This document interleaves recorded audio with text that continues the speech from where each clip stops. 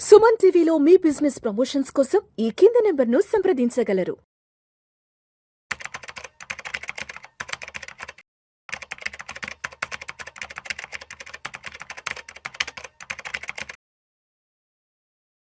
నమస్తే, welcome to Suman TV. నేను విష్ణు. ఒకే ఒక్క మాట యావత్ బంగారం సామ్రాజ్యాన్నే అతలా కుతలమయ్యేలా చేసింది.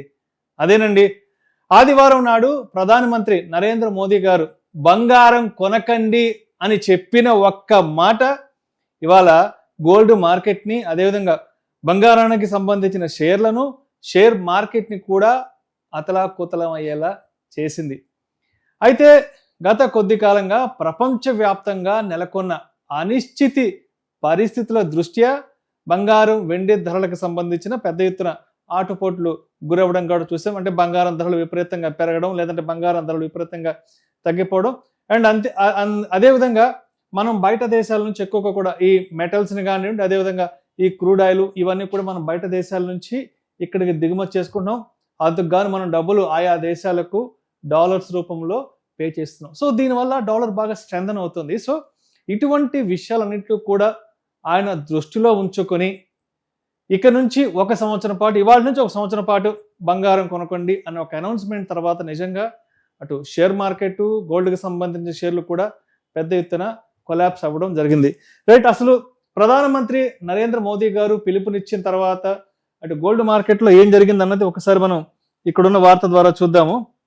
ప్రస్తుతం ప్రపంచ దేశాల్లో అస్థిరత నేపథ్యంలో బంగారం ధరలు పెరుగుతున్నాయని, ఏడాది పాటు కొనుగోలు నిలిపివేద్దామని ప్రధాని మోదీ ఆదివారం దేశ ప్రజలకు పిలుపునిచ్చారు. పసిడి దిగుమతులు తగ్గితే విదేశీ మారక ద్రవ్యం పెరుగుతుందన్నారు. దీంతో సోమవారం ఉదయం ట్రేడింగ్ లో గోల్డ్ స్టాక్స్ భారీగా పతనమయ్యాయి. ఎస్పెషల్లీ గోల్డ్ స్టాక్స్ అనగానే మనకు ఫస్ట్ గుర్తొచ్చేది టైటన్, తర్వాత కళ్యాణ్ జ్యువెలర్స్ వంటి షేర్లు అయితే మాత్రం పెద్ద ఎత్తున పడిపోవడం జరిగింది. టైటన్ కంపెనీ షేరు 6% పైగా పడిపోయి 4,230కి చేరింది. ఇది మునుపటి ముగింపు ధర కంటే 280 రూపాయలు తక్కువ కావడం గమనార్హం. దీంతో పాటు కళ్యాణ్ జ్యువెలర్స్, సెన్కో గోల్డ్ వంటి స్టాక్స్ కూడా భారీగా పడిపోయాయి. ఎప్పుడైతే నరేంద్ర మోదీ గారు దేశ ప్రజలకు పిలుపునిచ్చారో ఇక నుంచి గోల్డ్ కొనకండి అని చెప్పిన తర్వాత ఈ వార్త అయితే మాత్రం గోల్డ్ మార్కెట్ని చాలా చాలా ప్రభావితం చేసింది. మోదీ గారు చెప్పిన తర్వాత ఎప్పుడైతే ప్రజలు దీన్ని నమ్మి, అంటే మోడీ గారి మాటను తీసుకుని ఎప్పుడైతే బంగారం కొనుగోళ్ళు అనేవి ఎప్పుడైతే బయట జ్యువెలరీ షాప్స్లో కొనుగోలు అనేవి ఎప్పుడైతే ఆపేస్తారో డెఫినెట్గా అప్పుడు బంగారం జ్యువెలర్స్, అంటే జ్యువెలరీకి సంబంధించిన వాళ్ళు మాత్రం పెద్ద ఎత్తున నష్టపోతారు. ఎవరైతే బంగారం వ్యాపారం చేస్తున్నారో వీళ్ళు మాత్రం డెఫినెట్గా పెద్ద ఎత్తున నష్టపోయే అవకాశం ఉంది. ఈ వార్త ఇది కాస్త అటు షేర్ మార్కెట్లోకి వెళ్ళడం, అక్కడ ఇంపాక్ట్ అయ్యి అక్కడ షేర్లు కూడా కొలాప్స్ అవ్వడం జరిగింది.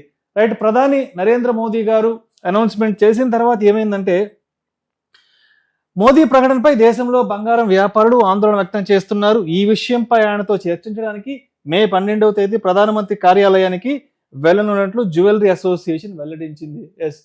ఒక అనౌన్స్మెంట్ తర్వాత దేశంలో ఉన్నటువంటి బంగారం వ్యాపారం చేసే వాళ్ళందరూ కూడా ఉలిక్కిపడ్డారు. అంటే మోదీ గారి మాటను సీరియస్గా తీసుకుని ఎప్పుడైతే పబ్లిక్ జ్యువెలరీ షాప్స్కి రాకుండా బంగారం కొనడం మానేస్తారో అప్పటి నుంచి డెఫినెట్గా ప్రతి ఒక్క బంగారం వ్యాపారస్తులు ఇబ్బందులు ఎదుర్కోవాల్సి ఉంటుంది. ఇది రాబోయే రోజుల్లో ఆయా వ్యాపార సంస్థలకు పెద్ద ఎత్తున గడ్డు పరిస్థితి ఎదుర్కొనే సిచ్యువేషన్ ఉందని మోదీ గారి ప్రకటన తర్వాత బంగారానికి సంబంధించిన వ్యాపారస్తులు, గోల్డ్ అసోసియేషన్ వాళ్ళందరూ కూడా ఆలోచించి దీనికి సంబంధించి మనం ప్రధాని నరేంద్ర మోదీ గారిని కలవాలి.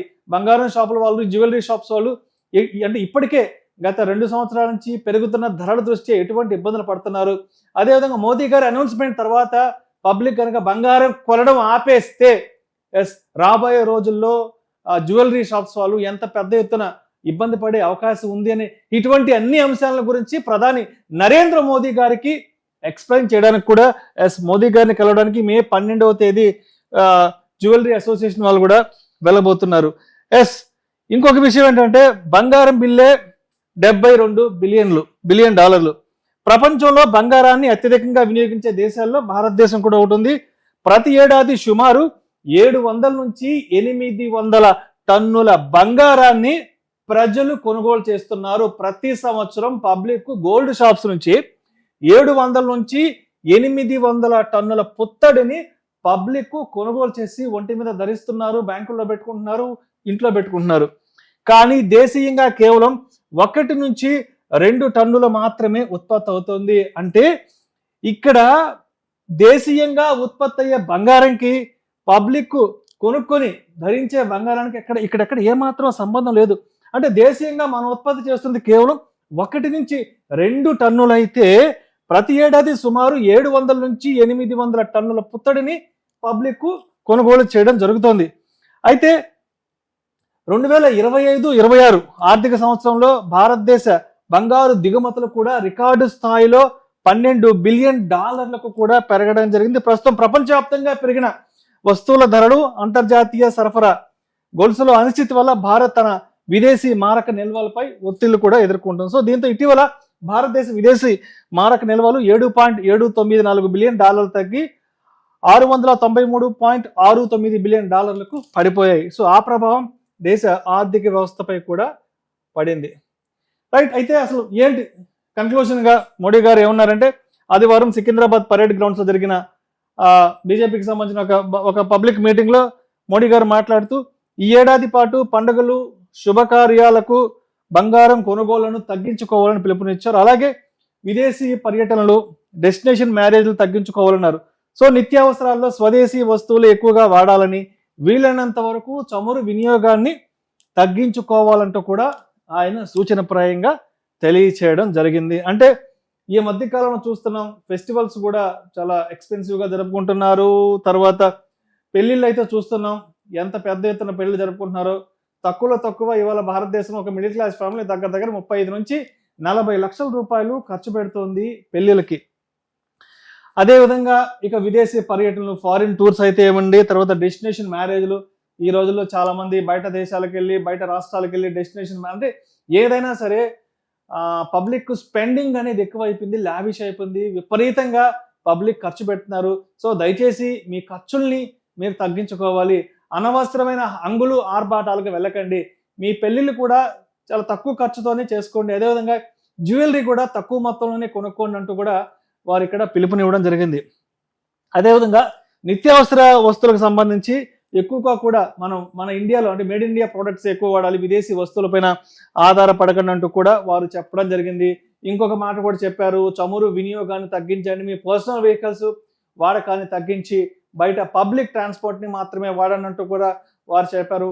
అండ్ ఇంకొకటి ఏంటంటే, ప్రతి ఒక్కరూ కూడా వర్క్ ఫ్రమ్ హోమ్ చేసుకోండి. తర్వాత మీ ఏమైనా ఆఫీస్కి సంబంధించిన మీటింగ్స్ ఏదైనా ఉంటే కానీ ప్రతి ఒక్కరు కూడా మీరు ఆన్లైన్లోనే మీ మీటింగ్స్ అన్ని కూడా చేసుకోండి. అంటే ఒక 6 years బ్యాక్ కోవిడ్ అప్పుడు ప్రధానమంత్రి నరేంద్ర మోడీ గారు దేశ ప్రజలకు ఎటువంటి సూచనలు అయితే చేశారో అటువంటి సూచనలనే నిన్న చేయడం జరిగింది. సో ఈ ఒక్క సూచన అనేది మాత్రం ప్రతి ఒక్కరు సీరియస్గా తీసుకున్నారు. అంటే రాబోయే రోజుల్లో ఇంకా ఏదో జరగబోతుంది, ఇంకా ఏదో గడ్డు పరిస్థితుల్ని భారతదేశం ఎదుర్కొనబోతోంది. సో దాని కారణంగా ప్రతి ఒక్కరు ప్రతి ఒక్కరు ఖర్చును తగ్గించుకోవాలి. సో సాధ్యమైనంత వరకు మీ ఖర్చులు తగ్గించుకొని మీ డబ్బుని పొదుపు చేసుకోండి, మీ డబ్బుని మీ దగ్గరే ఉంచి పెట్టుకోండి. అదేవిధంగా పబ్లిక్ వెహికల్స్, అదేవిధంగా పర్సనల్ వెహికల్స్ వాడకం తగ్గించి వీలైనంత వరకు బయట పబ్లిక్ ట్రాన్స్పోర్ట్ వాడండి. తర్వాత ఆఫీసులకు సంబంధించి ఎవరెవరు ఏం చేయాలంటూ ఏంటో కూడా కంప్లీట్ ఒక 6 years బ్యాక్ మనం ఎటువంటి చర్యలను అయితే చూస్తే అటువంటి చర్యలు చెప్పడంతో రాబోయే రోజుల్లో ఇంకా ఏదో జరగబోతుంది. సో వీటన్నిటిని మనం ఎదుర్కోవడానికి ముందుగానే ప్రధానమంత్రి నరేంద్ర మోడీ గారు మనకి ఇవన్నీ ముందస్తు చర్యగా తెలియజేయబోతున్నట్టు కూడా ఇటు స్టాక్ మార్కెట్లు కానీ, అదేవిధంగా బయట ఎఫ్ఐలు కానీ, అదేవిధంగా దేశ ప్రజలు కూడా అందరూ కూడా అర్థం చేసుకోవడం జరిగింది. సో ఏమైతే మొత్తానికి దేశ ప్రధాని నరేంద్ర మోడీ గారే గోల్డ్ కొనవద్దు అని చెప్పిన తర్వాత ఈ విషయం మాత్రం నిజంగా మార్కెట్ని పెద్ద ఎత్తున దెబ్బతీయడం జరిగింది. ఎస్పెషల్లీ బంగారం వ్యాపారం చేసే వాళ్ళకి మాత్రం ఇది మాత్రం చాలా పెద్ద దెబ్బ అని చెప్పుకోవచ్చు. నమస్తే, థ్యాంక్ యూ.